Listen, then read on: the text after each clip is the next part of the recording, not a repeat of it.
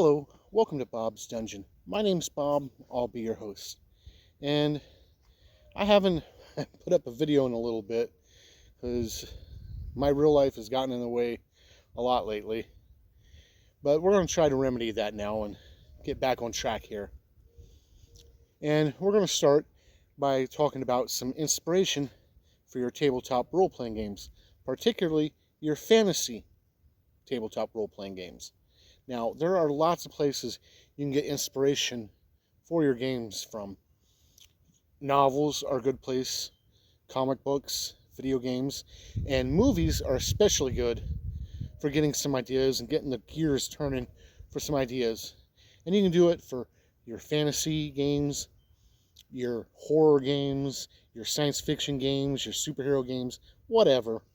There's a movie out there for all of it. And we're going to talk about 5 different ones, 5 different fantasy movies, to kind of get the ideas going. And we're not going to mention any of them that have dedicated games to them. Like, I'm not going to talk about any of the Conan movies, because there have been several Conan tabletop role-playing games over the years. We're not going to talk about Ralph Bakshi's Wizards, and I've taken some inspiration from that movie, but it had its own dedicated tabletop role-playing game in the early 90s. And we're definitely not going to talk about any movies with Dungeons and Dragons in the title. Because let's face it, all of those movies really weren't that good. The only 2 movies I've ever seen that truly capture the true feeling of Dungeons and Dragons are The Gamers and The Gamers 2, Darkness Rising. Now, there was a Gamers 3, but it focuses more on a customizable card game than the tabletop role-playing game. So, we'll just go with the first 2 there. But those are my honorable mentions. Now, I have a list. 5 movies. The first movie we're going to talk about is Deathstalker, which came out in 1983. It's only about 80 minutes long, and it's got some really good ideas for your tabletop role-playing game. Now, content warning for that movie. For whatever reason, there is a lot of sexual assault in this film. And you'll have to just overlook that, because it's not the bad guys, solely the bad guys doing it. It's the hero of the film that does it. Ugh, creepy. But anyway, you overlook that. What's the other stuff going on in the movie? Very good idea for your tabletop role-playing game. What you got is this evil king who's a sorcerer, and he hatches this plan to take over the whole realm or world or what have you. And what he does is he holds this contest. He invites in all the heroes and warriors of the land to compete at competitions where they fight to the death. The winner, the one guy who remains, will become his heir to the throne, because he has no heir. And the part not being said here is that he plans to do away with him after everybody else is gone. This way, when he marches his armies out, there are no great warriors or heroes that can stand up to him, and he'll have a much easier time taking over. Well, there are these 3 artifacts in the film that, when brought together, will help destroy him. And I don't know what they have to do with each other, really, because it's not explained that well. But there's an amulet, a sword, and a cup. A mug, something like that. A chalice. But anyway, so that's what's going on there. And this is a pretty good idea for your tabletop role-playing game. You could have your players competing in this contest, not knowing the evil machinations going on, and them trying to figure it out and take care of things. And so there's some pretty good ideas there. This movie had several sequels. The second Deathstalker film I like better than the first one, but it's made more for laughs than anything, but it's still pretty good. I would recommend that one over the first one, but the first one still got some good ideas there. The ones after that, you can really take or leave. But it also had a bunch of spin-off films, like The Barbarian Queen and Sorcerer Queen or something like that, Queen of Sorcerers or something like that. But it had a bunch of spin-offs. I can't think of all of them, but those has some good ideas in them too. So that would be a good one for you to look at for some inspiration. And if I gave you any spoilers to the movie, I'm sorry. The movie's over 40 years old. Deal with it. The next one we're going to talk about is Beastmaster. And it was made in 1982, and it's 118 minutes long. And the Beastmaster is a pretty good film. You got the Rip Torn, who's playing a cult leader, and one of his sacrifices, when he sacrifices babies to his pagan god to secure his place and stuff, but one of them is rescued after it's branded, and the branding makes the guy able to talk to animals and so forth, and he is trying to undo the evil cult to free out everybody. Now, this movie had several sequels, had like 2 sequels, which are all right, and it had a dedicated TV show, which I don't know how well it connects to the movies, but it had some other stuff there. And you can use this, you can have your players, you can come up with like homebrew a class where your players can talk to and control animals or what have you, and have your evil cult doing its thing. Again, if I'm giving away spoilers here, we're talking about a movie that's like 40 years old. You know, too bad. The next movie we're going to talk about is I wanted to throw an animated film in here. So I chose a kind of strange one.